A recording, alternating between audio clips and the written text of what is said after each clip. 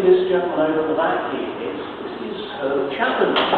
He was one of our great managers a long, long time ago, 1925 to 1934. He was really the guy who was responsible for making Arsenal a great team all the 1930s. Up until then, they've really done an awful lot. So most of what you're going to see, particularly in this area, and over there. Now, if anyone wants to take any photos, cameras of any description, you can see Andy's got his old digital jobby over there. Whatever you've got, you can take pictures of anything. And if anyone's got any questions or anyone wants to ask, please ask away. So to begin with, just a short walk down here, the home team dressing room.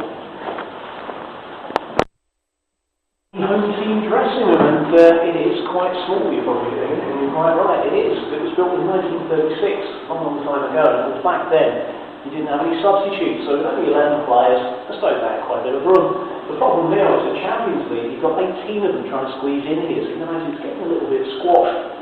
Normally what happens is you get a goalkeeper sitting over here for 12 or 13 years, that's called David Seaman, but now been taken over by Iain Cook. He's done a pretty good job so far. You then get the defence along this park here. Used to be Tony Adams' seat over here for about 150 years, roughly, Tony sitting there, but that's now been taken over by Sol Campbell, so it's not that long ago. Midfield is then along this park here. Patrick, normally sitting on the young gentleman, is here. Freddie, normally with this lady, is here. And then the forwards over in this little area with Thierry Henry just in the corner there, and Dennis, if he's playing, is this gentleman here. There's normally a little queue built up to Thierry's seat. Now that leads us to this little area over here, which is for the substitutes. And you can imagine if you've got Champions League going and there's 7 of them, really is a bit of a squeeze over there. They just about get in, so that's the order of play. Now the boys spend really all of their time now at London Colney. It's a training centre which is about 25 miles from here. Really they only come here now on match days. At Colney they've got everything. They've got 10 pitches there and 2 of them are even heated, so if the weather's a bit like it is today, a bit frosty, they turn the heating on and they can still train there. They'll go in the morning, everything's waiting for them, they go and train. At the end they come off and throw everything in a big heap on the floor, that's all washed for them. They've got a team of physios and masseurs led by Gary Lewis who put them back together again. They've got a chef there who feeds them, and even when they come in here, they've got a heated floor. That's the reason they've got the mats down. They turn that on normally, about 24 hours before boys come in, so it's lovely and warm, and they can walk about in their bare feet, which is quite pleasant for them, but maybe not too pleasant for the other people in here. Now, there's a story we always mention concerning this window just behind you here, and a gentleman called Ian Wright. Now, we had a group of youngsters around recently in that tour, and they said, right, Ian Wright's the man who does the lottery. Did he play football? And we pointed out that he did it, and actually scored more goals for Arsenal than anyone in the history of the club. Sorry, I haven't, sorry, mate. And so Ian got 185, although I reckon another 2 years with Thierry Henry staying fit is going to put Ian under a bit of pressure. But when Ian played particularly well, he very often opened that window up and throw kit and various stuff to the people waiting outside. This was all very well, but one day Ian got a hat-trick, and there must have been almost 1,000 people waiting outside for things to come flying out to them. So imagine. Lee Dixon had his testimonial here against Real Madrid, and of course one of the guests of honour that night was Ian Wright. Well, then he was playing up in Scotland for Celtic, so Wright flew back nice and early, got here hours before kick-off, and when he came in he was delighted to see that the blockers had been taken off the window. He opened them up and had a chat to a few people wandering into the game, but luckily he didn't give too much away, otherwise the team could have been wearing odd socks and stuff, so it could have been quite embarrassing. Anyway, I'll give you a few minutes, take any photos in here. Once you've done that, I'll wander through to the bathroom and we'll take a look out there in a minute or so. In the home bathroom, shower, whatever it is. That's always at the end of the day what they do. Some of them prefer a bath, some of them a shower. Now, in the old days, the whole team would jump into the bath here together. When we go across to the museum, we see there's a picture taken about 1938. The whole team were in here having a cup of tea together after the game. Very interesting to do. But about 10 years ago, they got various regulations in from UEFA that meant the guys weren't allowed to have the communal bath anymore, so they put in a few extra individual ones. So what they do now is, as you see, they've got the shower heads in, they really use the showers. That was with one exception, and the exception as usual was Ian Wright. Now we actually found Ian in here once on a stadium tour. He used to occasionally come back from London Colney after training. He'd bring his own bubble bath with it. And you see that silverware at the back of it, we turn that full on. It takes about 10 minutes to fill the bath up. Ian would empty the whole bottom of the bubble bath in there, so by the time it was full, it was just a sea of bubbles. As I say, we found him in here once as we were going, and he thought, hey, hoping with the bombs over here. You can see very loudly with his mobile phone sloshing away in the corner there. He was quite happy, signed a couple of rather soggy grass and he eventually left into it. Now that Iain's gone, it's really up to the oldest player in the team, which this year I guess would be Martin Keogh, who uses it as a bar, but in truth nowadays, as I say, they really use it as showers. So if you want to take any photos in here, before we do, let's have a quick look back into the area we've just come from. Now, we were obviously in the Arsenal dressing room where our boys get changed. About halfway down, you can see there's a green fire exit sign. Now, that's where the away dressing room starts. And comes to maybe about 3 metres before the door here. Wherever you go in football, you'll always find that the away team dressing room is slightly smaller than the home team dressing room. It's just the way it goes. Here they get most of the baths, most of the showers, and they get the heated floor as well. So we look after them pretty well. The final thing, just in the corner here, that's the referee's room where the ref and many assistants, there were quite a few got involved last night. I think there were a couple of refereeing injuries, I believe. So they all get changed in there, and normally about 10 minutes before kick-off they give everyone a call. They all come wandering down here where you just come, through the door in the corner here, down the tunnel, and out into the pitch. Now don't worry, we'll have a look outside in a few minutes' time, both upstairs and downstairs. But before we do, we've got a few trophies to check out. You've already seen the old FA Cup there over in the window. We've got a few other bits, so come on, let's have a look. Okay, so here we are in the old trophy cabinets. What I'll do here is take you through a few of the bits and pieces in the cabinets and then leave you to have a look and take some photos. Starting off down at the bottom end here where I am. See up at the top there's a very nice green football there given to us by Celtic when they came here. It's been about 18 months ago now, playing Tony Adams' testimonial. Tony was here for so long, in fact, he had 2 testimonials in the end, and Celtic very kindly presented both Tony with a ball and ourselves. I put it right up at the top there next to one from Rangers to show there's no favouritism. Obviously we played the pair of them at the start of this season, so obviously they're regular visitors as we are to them. And down in the middle here, you can see this very nice couple of footballers having a kick around, 2 Madro figures. This is from Valencia, from the Champions League 2 or 3 years ago. We got to the quarter-final stage. The best we've ever done, so we're rather hoping we might at least equal that this year. We've got quite a nice last 16 draw. And normally what Arsenal do when they play in Europe is we send a gift and a pennant to the opposing team, and we get some nice things back. Up at the top first, you can see a pennant and silver salver. That's from Paris Saint-Germain, from the Cup Winners' Cup ties of almost 10 years ago now, and of course we beat them on our way to winning the competition. And silver salvers are definitely the in-gift to give. There's a couple from last season, one from Ajax of Amsterdam there, and another from Deportivo just in the middle there.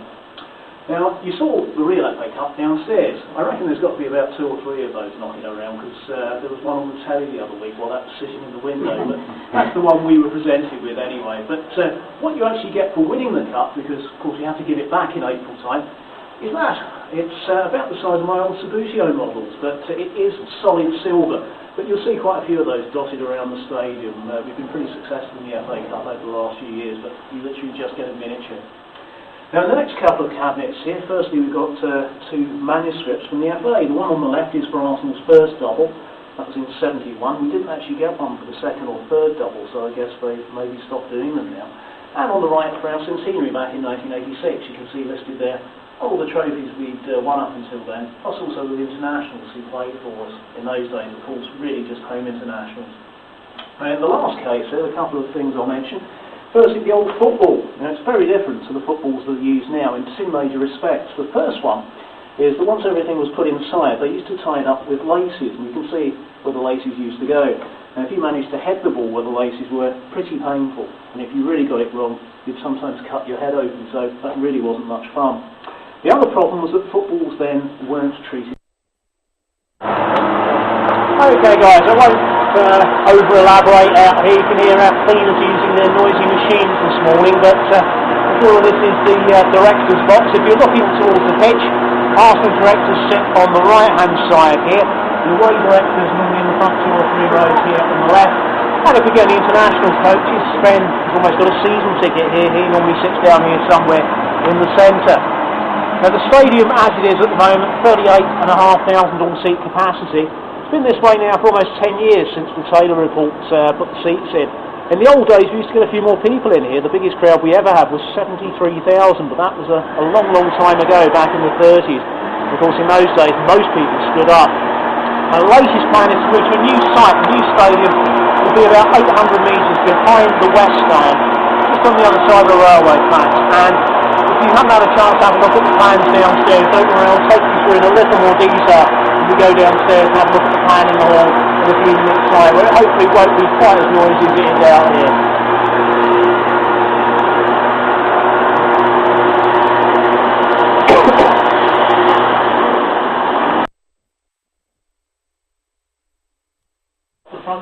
Very welcome too. So here we are in the first of the three press rooms here at Ivor. This is obviously the conference area. You can see just behind you there, that's the phone room where they can pass through their newspapers. Quite a few of the journalists use laptop computers. Then the final room right out at the back there is the press bar. They get free drinks in there, and it can be a little bit difficult getting some of them out at the end of the day. But we won't go into that too much. For Champions League, they open this right the way through. Normally you'll have interpreters in if you've got to see from Italy or Spain. You've normally got about 30, 40 journalists from that country. So we'll have interpreters just to make sure everyone knows what's going on. So at the end of the match, Mr. Wenger will normally sit in the central seat here, opposing manager next door, and just occasionally, if somebody's done something particularly exciting, they'll join them up here. The press sit down where you are, and they ask their various questions. Normally press conferences take about 25 to 30 minutes, so nothing too onerous. Now around the walls here, you can see some pictures taken around 18 months ago when Arsenal won the double for a third time, the second time under Arsene Wenger. As I mentioned to you a little earlier though, we were formed a long time ago, back in 1886, and I must admit that early on we really weren't very good. It wasn't until 1930 that Arsenal won their first major trophy, that was the FA Cup. Within the 73 years since, we've now won 25 trophies over that length of time, so that is pretty good going. And looking like we might pick up at least another one this year. I didn't actually think the Carling Cup would be in the agenda at the start of the season, but even that's looking pretty good at the moment. Now if this looks familiar, this is also where we do some of our major signings. Probably the most famous one you'll see on the video a little later with Dennis, who's done here about 7 or 8 years ago. The great man was sitting in the seat in the centre here. Just occasionally though we do signings up at the training centre. Sol Campbell is a prime example. We wanted to keep that a little bit more under wraps, so we didn't actually do that at the stadium. So, if anyone wants to get their pictures taken up the front here with the famous folks here, I thought these two would be in there straight away. There you go, jump in. Once you've got your photos here, head downstairs and wait for me in the main hall. Now, if you try to work out where it all goes, this is where we are now. I think quite a few of you probably had up in the underground this morning, so that's over here. So you can see the underground station, right, it's almost exactly between where we are now and where the new stadium will be. The new ground itself fits into where the railway runs. That's Scotland to King's Cross main line, and this is the Drayton Park branch line here. So you can see two lines split and create a V, and that's where the new stadium will go. 60,000 all seat capacity, houses, flats, offices, apartments, all kinds of other wonderful things included in with that. And as I say, we hope to have that open for August 2006, about 2.5 years away. Once that's complete, the final stage of redevelopment. Here's the old ground where we are now. You can see the two old stands, including this one, are what's called listed buildings, so you can't knock them down. So they're going to incorporate luxury flats into both this and the west stand, and both the ends they will be on flat, where the clock end is at the moment. That will eventually become affordable housing for local teachers and nurses and such like. The whole flank, that will become business apartments, and where the pitch is at the moment, that will eventually become their gardens, so they can go out and chill out and take it easy where the pitch is now. And you'll be able to walk from here to the new ground, I guess, in about 5 minutes, so it should be very nice indeed. So what we're going to do in a second is take you through the door over here. So the players will normally use that one, we're going to use this one here. Now,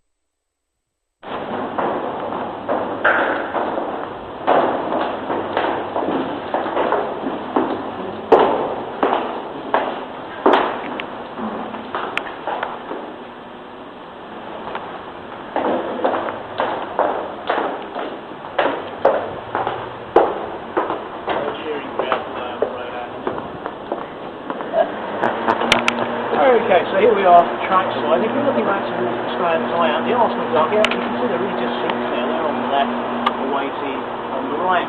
And normally what happens is you get the substitutes sitting in the back 2 or 3 rows there. Then in the second row, various people like the kit manager. And the first team kit man here is a fellow called Vic Akers. Vic does that job most of the time. He has got another job he does on Sundays, and that's to manage a very successful ladies team. As I mentioned to you earlier, they're third at the moment in the league, but they're rather hoping to pick up at least 1 trophy this year, so old Vic doesn't get much time off really. Then on the front row, another man who doesn't get much time off on the left-hand end would be Gary Lewin, who not only works as Arsenal's physio, he also doubles up with England when he's not doing our stuff. So Mr. Beckham's responsibilities there. In the middle then is Pat Rice, our coach, and Pat does most of the shouting for us. And on the right-hand end is meant to be Mr. Wenger. But actually, he doesn't really sit there very often. He's normally standing somewhere in the technical zone. You can see that he's normally over here somewhere looking towards the pitch. And the players' tunnel is just runs down. I have to say, it's not the most inspiring players' tunnel you've ever seen, but it has been there for a really long time. Built in 1936, which means every great Arsenal player from those Ted Drake, Alex James, right way through to the current lot, including young Fabregas, who turns out for us regularly now in the Carling Cup, is our youngest ever player and youngest ever scorer. So he's certainly one to look out for the future. They've all come wandering down those steps and out that door over here, so if anyone wants to get their pictures over coming out the tunnel or sitting in Mr. Wenger's seat, might get a slightly wet drop there today, but you're very welcome to take a few pictures before we wander down to the North Bank and check out the museum.